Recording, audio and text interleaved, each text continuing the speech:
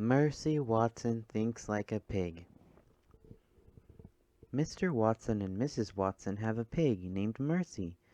Mr. Watson, Mrs. Watson, and Mercy live together in a house at 54 Deckawoo Drive. One day, Mr. Watson and Mrs. Watson and Mercy were sitting on their patio. Mr. Watson and Mrs. Watson and Mercy were drinking lemonade. Mr. Watson said, "Mrs. Watson, this lemonade makes my lips feel very puckery." "I put an awful lot of lemons in it," said Mrs. Watson. "That explains it," said Mr. Watson.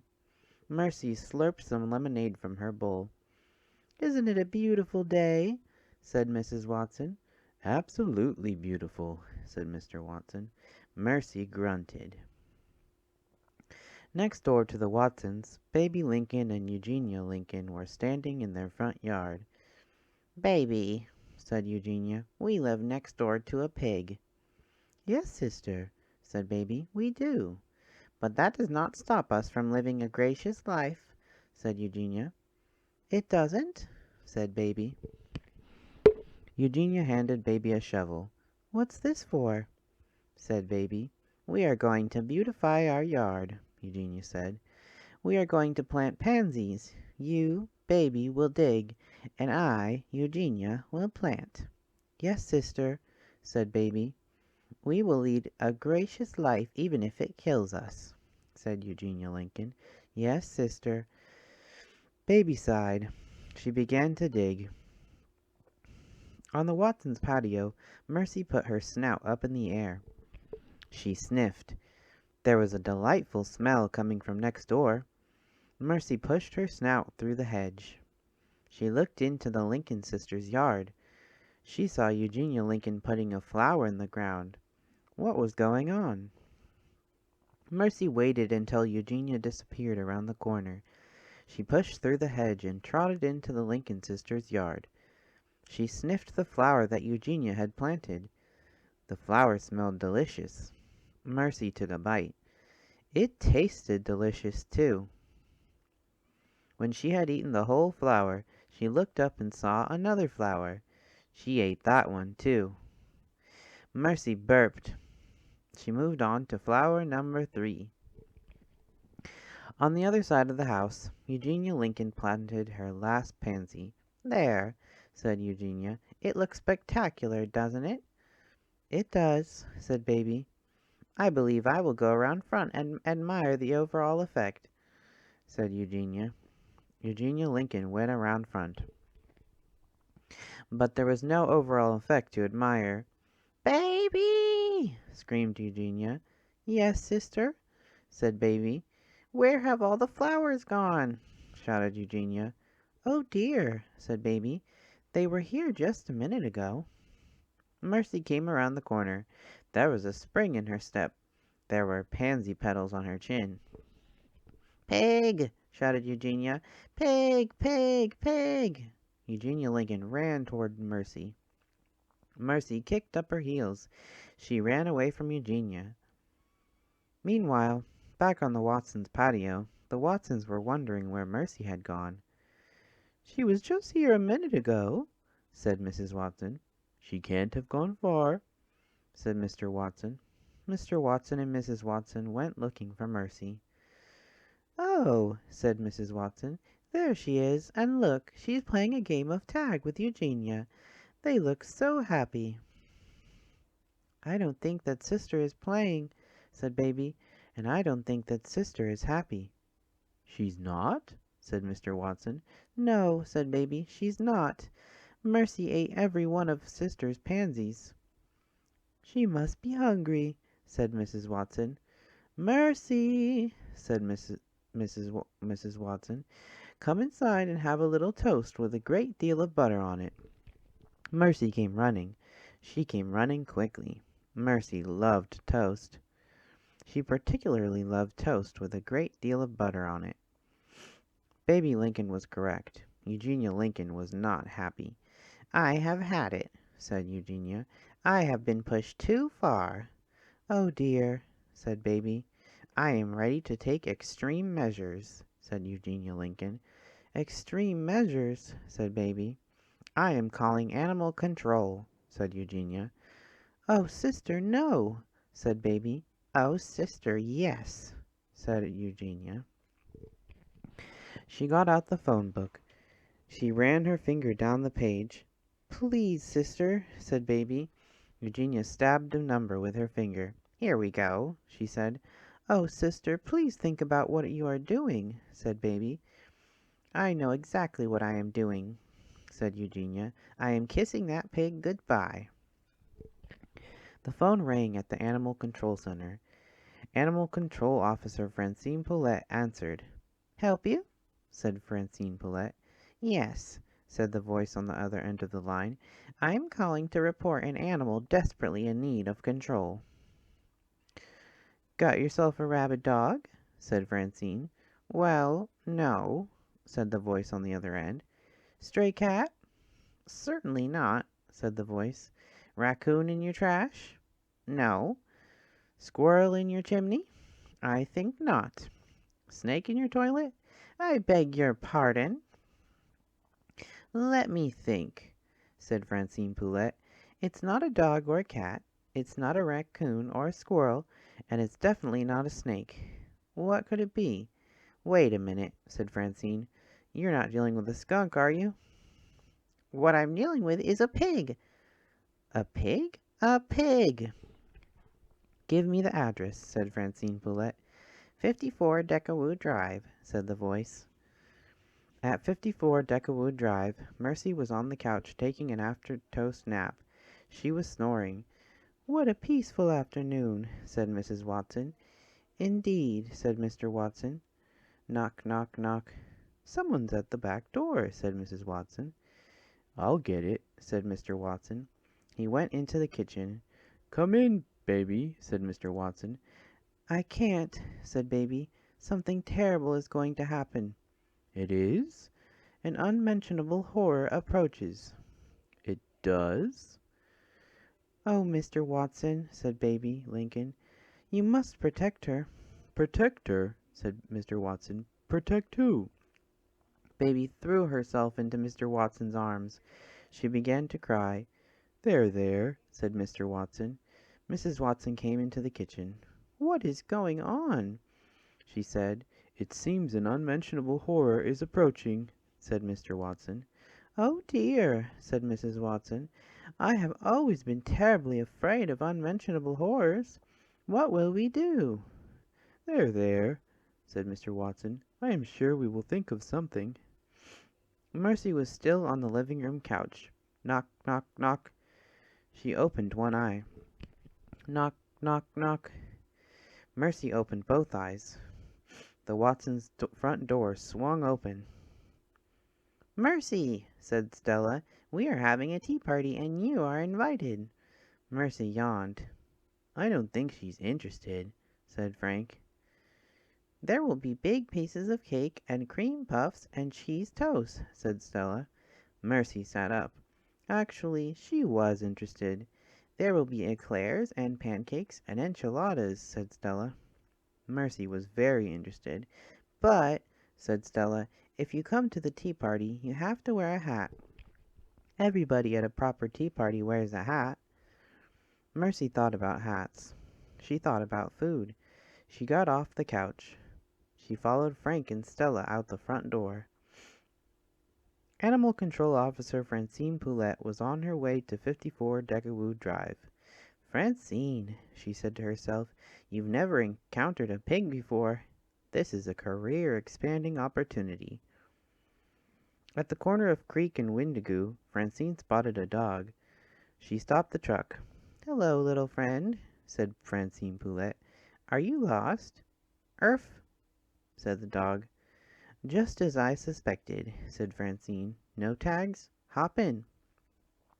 On Merkle Street, a golden retriever stepped right in front of Animal Control Officer Francine Poulette's truck. Said Francine Poulette. Foolish dog. She stopped her truck. She got out. Quick like a bunny, said Francine Poulette to the golden retriever. The golden retriever hopped in. Francine, said Francine Poulette, you are the best animal control officer in the history of animal control. Nothing can stop you, not even a pig. By the time Francine Poulette turned onto Deckerwood Drive, her truck was full of dogs. "To catch a pig," said Francine, "what I need to do is think like a pig." The dogs in the back of the truck howled. "Think like a pig, think like a pig," said Francine Poulette. She saw a man and a woman running down the street. "Excuse me," said Francine, "have you seen a pig?" We have lost her," said the woman. "Lost who?" said Francine. "Mercy," said the man. "Our darling, our dear. She is in great danger." "An unmentionable horror approaches," said the woman. "An unmentionable horror?" said Francine Poulette. "Exactly," said the man. "All righty then," said Francine. "Thank you very much." She rolled up her window. "You are you are you are on your own here, Francine," said Francine Poulette. "The locals are as crazy as loons." The dogs in the back of the truck barked and growled. I know," Francine told them. "Think like a pig." Mercy was wearing a hat. She was watching Stella pour imaginary tea. She was watching Stella slice imaginary cake. Mercy was not having a good time.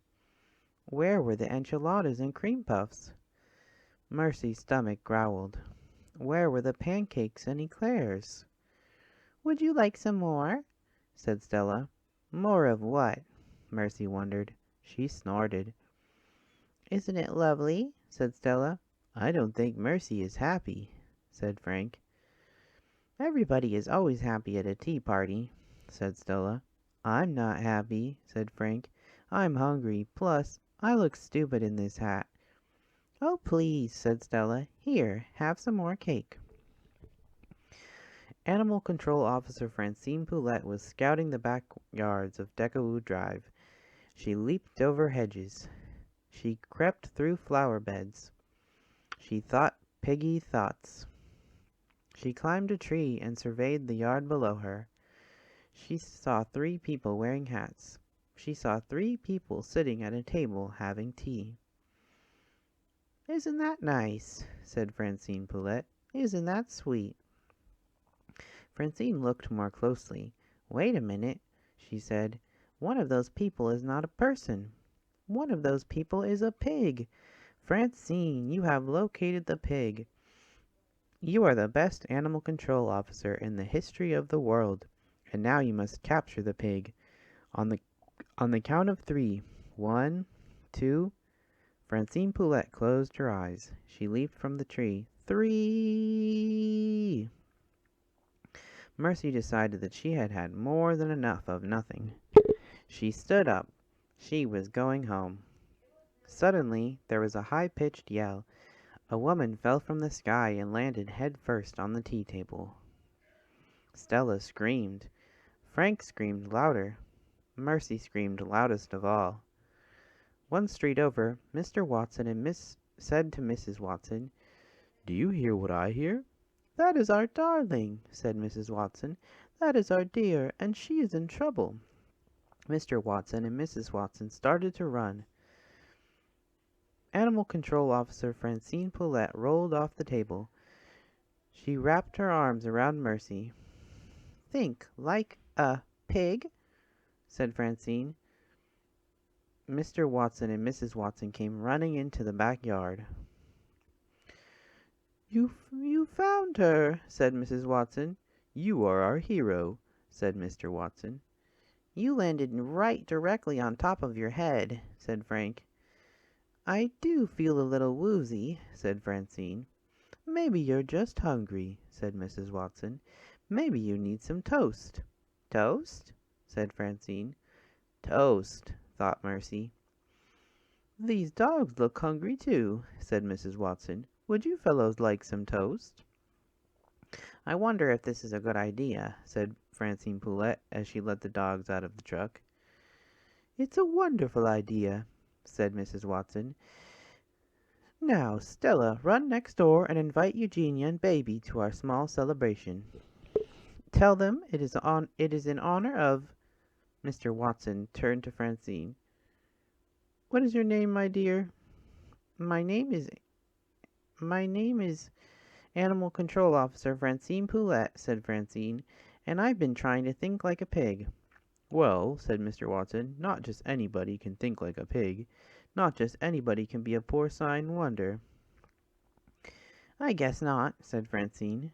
You keep trying, dear, said Mrs. Watson. In the meantime, let's all go have some toast. The end. Clever Jack Takes the Cake. One summer morning, long ago, a poor boy named Jack found an invitation slipped beneath his cottage door. It read, His Majesty the King quarterly invites all the children of the realm to the princess's 10th birthday party tomorrow afternoon in the castle courtyard. "A party!" exclaimed Jack. "For the princess!" His mother sighed. "What a shame you can't go." "Why not?" asked Jack. "Because we've nothing fine enough to give her," his mother replied, "and no money to buy a gift." Jack had to admit his mother was right. His pockets were empty except for the matchsticks he always carried. As for their few belongings, a spinning wheel, a threadbare quilt, a petted axe, what princess wanted those? The boy thought a moment. "Then I will make her something," he declared. "I will make her a cake." "From what?" asked his mother. "From the dust in the cupboard? From the dirt on the floor?" "I have a better idea," said Jack.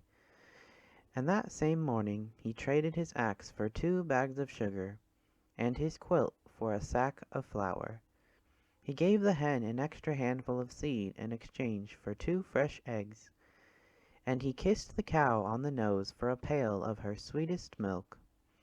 He gathered walnuts, he dipped candles, and in the strawberry patch he searched and searched and searched until he found the reddest, juiciest, most succulent strawberry in the land. "Delicious!" said Jack as he plucked it from its stem. Then he set to work, churning, chopping, blending, baking. That same night Jack stood back to admire his creation. 2 layers of golden sweet cake covered in buttery frosting and ringed with 10 tiny candles. Across the cake's top, walnuts spelled out "Happy Birthday, Princess," and in the very center, in the place of honor, sat the succulent strawberry. "What a fine, fine gift," said Jack's mother. Jack grinned. Early the next morning, with combed hair and clean shirt, Jack set off for the castle, holding the cake proudly before him. Before long he came to a bloom-speckled meadow. "Perhaps I should pick a bouquet for the princess," thought Jack, just as 24 blackbirds rose into the air. Like a sudden summer storm cloud, they swirled around the cake, pecking, nipping, flapping, picking. "Get back!" hollered Jack. "I'm taking this cake to the princess." "A caw, caw, caw, caw," cackled the birds, and as quickly as they had come, they were gone, taking with them the walnuts that spelled "Happy Birthday, Princess." Jack looked at his gift. "At least I still have 2 layers of cake, 10 candles, and the succulent strawberry," he said. Holding the cake proudly before him, Jack continued on to the castle. Before long he came to a bridge. "Toll!" a voice demanded. Out stepped a wild-haired troll. "No one crosses my bridge without paying."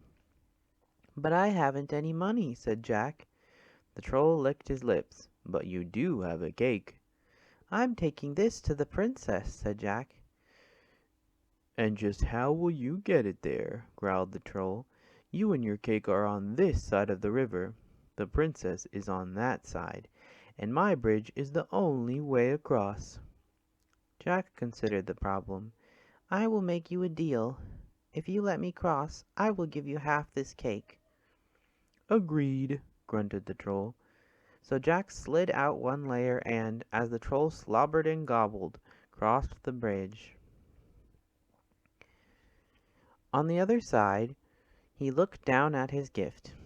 At least I still have a layer of cake, 10 candles, and the succulent strawberry, he said. Holding the cake proudly before him, Jack continued on to the castle. Before long he came to the forest. No birds chirped here, no squirrels chittered. As if under a spell, the entire wood lay silent, sleeping. Only the wind seemed to whisper, "Beware! Beware!" Pulling the cake closer, Jack pressed on. The road grew narrower. The trees grew thicker. The light grew dimmer. Soon it was so dark that Jack couldn't see the cake in front of his face. "Turn back!" the wind whispered. "Turn back!" "I can't!" cried Jack. "I'm taking this cake to the princess." And he reached into his pocket for a matchstick, struck it on his shoe, and lit one of the 10 candles. The tiny flame cast a magical circle of light. In its warm glow, Jack carefully made his way forward. But the little candle quickly burned down and, poof, snuffed out. So Jack lit a second candle, but he had not gone much further than before. Poof! It too snuffed out.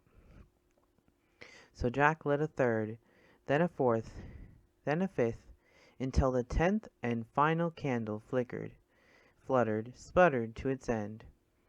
And as it did, the road widened, the trees thinned, and the bright sunlight shone once more. Jack looked down at his gift. "At least I still have a layer of cake and the succulent strawberry," he said. Holding the cake proudly before him, Jack continued to the castle. Before long, he came to a clearing. "Good morning, young sir," called out an old gypsy woman. "Have you come to see Samson dance?" At the sound of his name, the bear beside her rose up on his hind legs. "I don't have time," replied Jack. "I'm taking this cake to the princess." "Then we shall make it a quick jig," said the gypsy, snatching up her concertina. "Oompa, oompa," wheezed the instrument. "Shuffle, shuffle, kick," danced the bear. "Tap, tap, tap," went Jack's foot, as he set down the cake to dance with his friends. "Gulp!" "Hey!" cried Jack. "That bear ate the princess's cake." "Patsui!" "But not the strawberry," said the gypsy. "Samson hates fruit." Jack looked down at his gift, and for several seconds he was unable to speak. Finally he said, "At least I still have this, the reddest, juiciest, most succulent strawberry in the land." And holding the strawberry proudly before him, Jack continued on to the castle, across the drawbridge, through the fortress walls, straight into the courtyard. What a sight! There, smack in the center of all the merry festivities, sat the princess on her velvet throne. A long line of guests stretched before her. One by one they presented her with their gifts, each more fabulous than the last. But even the most magnificent treasures did not seem to interest her highness. "More rubies?" she said with a bored yawn. "How tiresome! Another tiara? How dull!" Joining the line, Jack glanced down at his humble gift. "And just what have you brought the princess?" a guard asked from behind him. "A strawberry," said Jack, "the reddest, juiciest, most succulent one in the land." He held it out for the guard to see. "That is a fine piece of fruit," agreed the guard. "But I cannot allow you to give it to the princess." "Why not?" asked Jack. "Because she is allergic to strawberries," said the guard. "One taste and she swells up like a balloon." "No!" gasped Jack. "Yes," said the guard. "I'm sorry, but you'll have to give it to me." Reluctantly, Jack handed over the strawberry. Mmm. The guard ate the strawberry. Now Jack found himself at the front of the line. The princess turned her gaze to him. "And what have you brought me?" she asked. Jack gulped. He blushed. He shuffled his feet. "Well?" Jack took a deep breath and knelt down before her. "Your Highness," he began, "let me explain what happened." and he told the princess about trading for the ingredients to bake a golden sweet cake just for her. He told her about the swirling storm of blackbirds, the wild-haired troll, and the dark, dark wood. He told her about the old gypsy woman and the bear who loved to dance but hated fruit. "And in the end," said Jack, "I still had the succulent strawberry, but," the boy sighed, "you're allergic to strawberries." He waited for her to yawn. "So the guard ate it," he concluded. The princess laughed and clapped her hands in delight. "A story!" she exclaimed, "and an adventure story at that! What a fine gift!" Then the princess rose from her throne and proclaimed, "Time for birthday cake, and my new friend Jack shall have the honor of cutting it." The end. Ira Sleeps Over. I was invited to sleep at Reggie's house. Was I happy? I had never slept at a friend's house before. But I had a problem. It began when my sister said, "Are you taking your teddy bear along?" "Taking my teddy bear along?" I said. "To my friend's house? Are you kidding? That's the silliest thing I ever heard. Of course I'm not taking my teddy bear." And then she said, "But you never slept without your teddy bear before. How will you feel sleeping without your teddy bear for the very first time?" "Hmm." "I'll feel fine. I'll feel great. I will probably love sleeping without my teddy bear. Just don't worry about it," I said. "Who's worried?" she said. But now she had me thinking about it. Now she really had me thinking about it.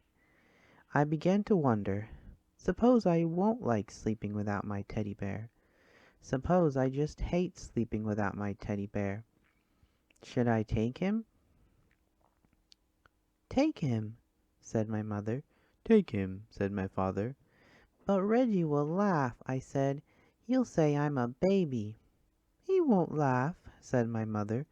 "He won't laugh," said my father. "He'll laugh," said my sister. I decided not to take my teddy bear. That afternoon I played with Reggie. Reggie had plans, big plans. "Tonight," he said, "when you come to my house, we're going to have fun, fun, fun. First, I'll show you my junk collection, and after that we'll have a wrestling match, and after that a pillow fight, and after that we'll do magic tricks, and after that we'll play checkers, and after that we'll play dominoes, and after that we can fool around with my magnifying glass." "Great!" I said. "I can hardly wait." "By the way," I asked, "what do you think of teddy bears?"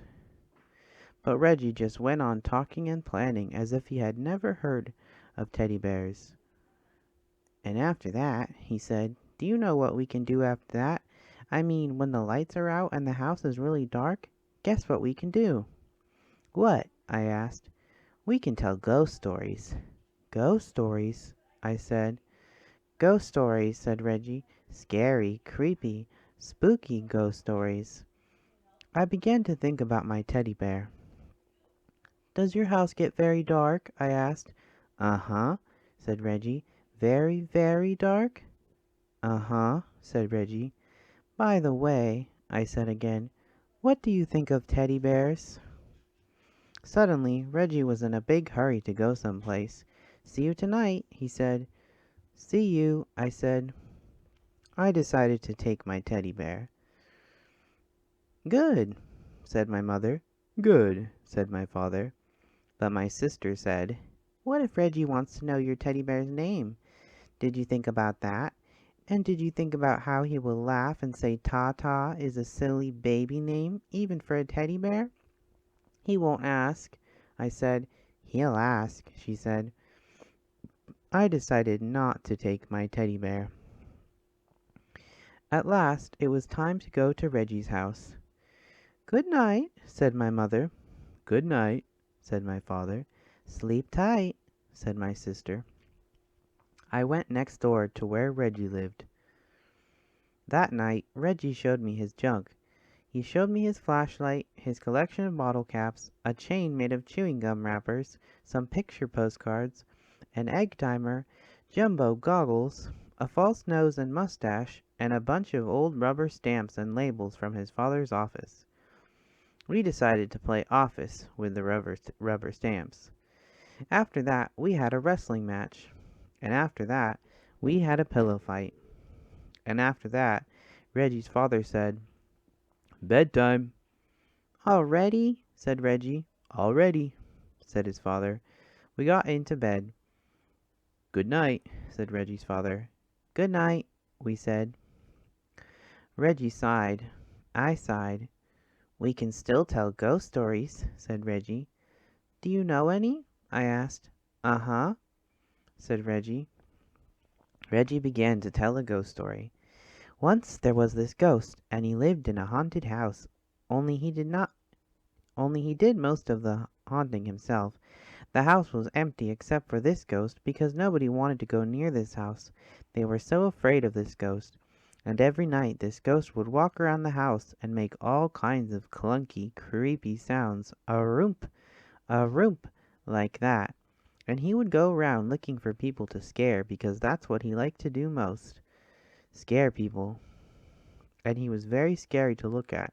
Oh, was he scary to look at. Reggie stopped. "Are you scared?" he asked. "Uh-huh," I said. "Are you?" "What?" said Reggie. "Are you scared?" "Just a minute," said Reggie. "I have to go get something."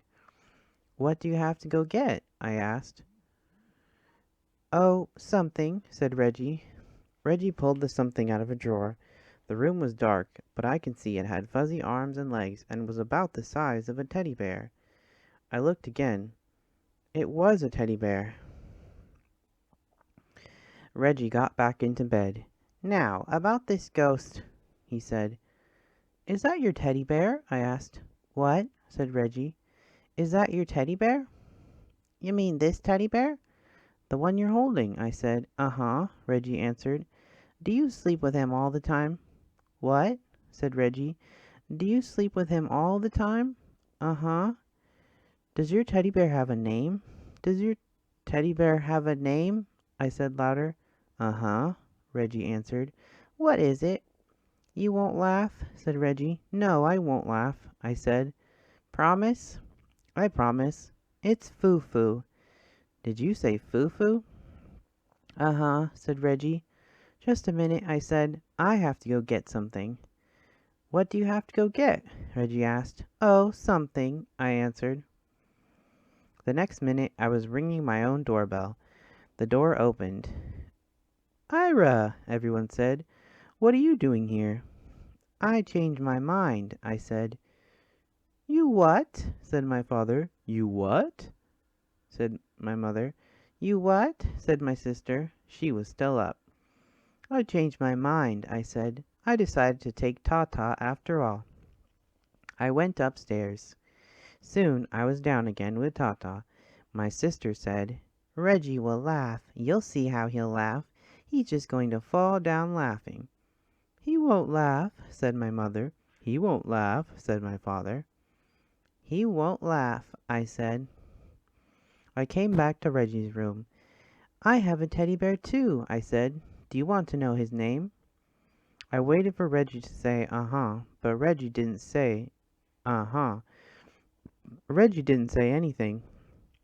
I looked at Reggie. He was fast asleep. Just like that, he had fallen asleep. "Reggie, wake up," I said. "You have to finish telling the ghost story." But Reggie just held his teddy bear closer and went right on sleeping. And after that, well, there wasn't anything to do after that. "Good night," I whispered to Ta-Ta, and I fell asleep too. The end. Just go to bed. I'm a cowboy and I round up cows. I can lasso anything. Dad says, "It's time for the cowboy to come inside and get ready for bed." I'm a general and I have to stop the enemy army with my tank. Dad says, "It's time for the general to take a bath." I'm a space cadet and I zoom to the moon. I capture a robot with my ray gun. Dad says, "This giant robot has captured the space cadet and is going to put him in the bathtub right now." I'm a sea monster attacking a ship. Dad says, "It's time for the sea monster to have a snack." I'm a zookeeper feeding my hungry animals. Dad says, "Feeding time is over. Here are the zookeeper's pajamas." I'm a super critter flying over the city. I'm a train engineer being chased by bandits. Dad says, "The bandit chief has caught you, so put on your pajamas." But I'm a race car driver and I just speed away. Dad says, "The race is over. Now put on these pajamas and go to bed." I'm a bunny hopping around my garden. Dad says, "Just go to bed." But I'm a bunny and bunnies don't sleep in a bed. Mom says, "Shh." Dad says, "Go to sleep." Well, maybe a tired bunny could sleep in a bed. Just this once. The end. Good night, baby. I love you so much. Mwah.